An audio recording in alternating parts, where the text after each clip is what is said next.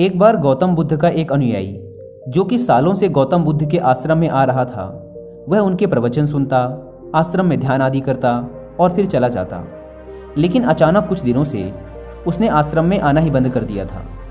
यह बात गौतम बुद्ध ने भी अनुभव की। एक दिन जब गौतम बुद्ध उस गांव से भिक्षा मांगकर वापस लौट रहे थे तो रास्ते में उस अनुयायी का घर भी पड़ा।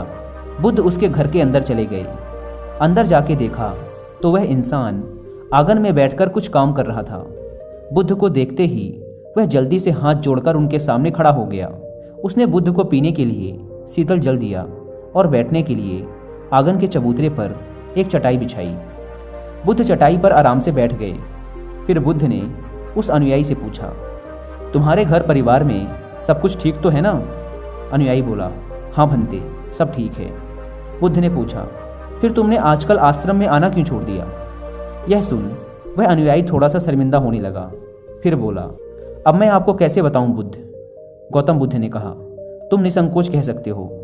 अनुयायी ने कहा, मेरे वस्त्र बहुत ही पुराने हो चुके हैं, वे कई जगह से फट गए हैं, उनमें छेद निकल आए हैं, अब वो बिल्कुल भी पहनने लायक रहे ही नहीं। बुद्ध ने अनुयायी के वस्त्र देखे, वे सच में बहुत ही बुरी हालत में थे, जगह जगह से घिस चुके थे, कई सारे छेद थे उनमें। इसके बाद बुद्ध उठ खड़े हुए और मुस्कुराते हुए अनुयायी के कंधे पर हाथ रखकर बोले, चिंता मत करो, सब ठीक हो जाएगा। शाम के समय जब आश्रम से सभी अनुयायी बुद्ध के प्रवचन सुन घर वापस जा रहे थे तो बुद्ध ने अपने एक धनवान अनुयायी को रुकने के लिए कहा। जब सब चले गए तो बुद्ध ने अकेले में उस धनवान अनुयायी से अपने उस गरीब अनुयायी को 2 जोड़ी वस्त्र देने को कहा। धनवान अनुयायी उस गरीब अनुयायी के घर वस्त्र भिजवा देने का वचन देकर वहां से चला जाता है। अगले दिन सुबह वह अमीर अनुयायी उस गरीब अनुयायी के परिवार के हर एक सदस्य के लिए 2-2 जोड़ी कपड़े एक पोटली में बंधवा कर अपने नौकर के हाथ भिजवा देता है, जिसे देखकर उस गरीब अनुयायी का पूरा परिवार बहुत ही खुश होता है। अगले दिन जब वह गरीब अनुयायी दोबारा से बुद्ध के आश्रम उनके प्रवचन सुनने आता है तो अंत में जाते समय बुद्ध उस अनुयायी को रोककर उससे पूछते हैं, क्या अब तुम अपने नए वस्त्रों में आराम से हो? तुम्हें और कुछ तो नहीं चाहिए? अनुयायी ने कहा, पहले तो आपका बहुत बहुत आभार भंते, मैं इन कपड़ों में बिल्कुल आराम से हूँ और मुझे अब और कुछ नहीं चाहिए। बुद्ध ने आगे पूछा, अब जबकि तुम्हें नए वस्त्र प्राप्त हो चुके हैं तो तुमने अपने पुराने वस्त्रों का क्या किया? अनुयायी ने कहा, हमारा परिवार अब से उन्हें बिस्तर में बिछाने और ओढ़ने के काम मिलेगा, अब हम उन्हें ओढ़नी की तरह उपयोग में लेंगे। बुद्ध ने कहा, फिर तुमने अपनी पुरानी ओढ़नी का क्या किया? अनुयायी ने कहा, बुद्ध, मैंने उसे अपने घर की खिड़कियों में पर्दे की तरह लगा दिया है। बुद्ध ने कहा, तो क्या तुमने अपने पुराने पर्दे फेंक दिए? अनुयायी बोला, नहीं भंते, अब मैं उन पर्दों के छोटे छोटे टुकड़े करके उनका उपयोग रसोई में गर्म बर्तनों को उतारने और पकड़ने के लिए कर रहा हूँ। बुद्ध ने पूछा, तो फिर तुमने रसोई के पुराने कपड़ों का क्या किया?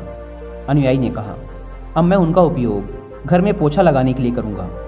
बुद्ध ने कहा, तो फिर तुम्हारे पुराने पोछे का क्या हुआ? अनुयायी ने कहा, बुद्ध, वो पुराना पोछा इतना तार तार हो चुका था कि अब उसका कुछ भी नहीं किया जा सकता था, इसलिए मैंने उस पोछे से एक एक धागा अलग करके दिए के लिए बातियाँ बना ली। उन्हीं में से कुछ बातियाँ मैंने आश्रम में दान कर दी हैं, जो अब आज रात से आपके कक्ष में प्रकाशित होंगी। यह सुन बुद्ध अनुयायी से संतुष्ट हो गए। वे इस बात से बहुत खुश थे कि उनका शिष्य वस्तुओं को बर्बाद नहीं करता, बल्कि उनका सही से उपयोग करना जानता है। गौतम बुद्ध हमेशा अपने शिष्यों को बहुत ही कम चीज़ों के साथ जीवन निर्वाह करने की शिक्षा देते थे। साथ ही उनका ये भी मानना था कि यदि हमारे पास कुछ भी हमारी ज़रूरत से अधिक है तो हमें उसे दूसरे ज़रूरतमंद लोगों को दे देना चाहिए। काश हमारी आज की जनरेशन भी बुद्ध का ये संदेश समझ पाए। आज लगभग हर इंसान अपनी ज़रूरत से अधिक चीज़ें खरीद रहा है, केवल लोगों की देखा देखी में और दूसरों को शो ऑफ करने के चक्कर में। आजकल पुरानी चीज़ों को रीयूज करना तो दूर की बात है, हम लाई हुई नई चीज़ों को ही पूरी तरीके से यूज नहीं कर पाते। इसका एक कारण ये भी है कि आज की इस मॉडर्न दुनिया में हर रोज़ नई चीज़ें इन्वेंट हो रही हैं, जिससे बहुत ही जल्द चीज़ों का फैशन ख़त्म हो जाता है और दूसरी नई प्रकार की वस्तु चलन में आ जाती है।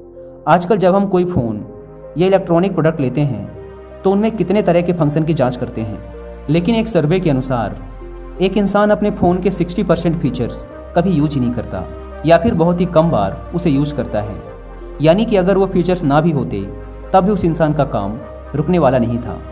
पर यह तो है मानव निर्मित चीज़ों की बात। लेकिन समझदारी से यूज करने की सबसे ज़्यादा ज़रूरत हमारे प्राकृतिक संसाधनों जैसे पेट्रोलियम, नेचुरल गैस और कुछ बहुत ही महत्वपूर्ण चीज़ें जैसे पानी और बिजली को है। आज जब प्राकृतिक संसाधन दिन प्रतिदिन खत्म होते जा रहे हैं तो ऐसे में हमें भी पूरा प्रयास करना चाहिए कि चीज़ें कम से कम बर्बाद करें और अपने छोटे छोटे प्रयत्नों से इस पृथ्वी को सुरक्षित बनाकर रखें।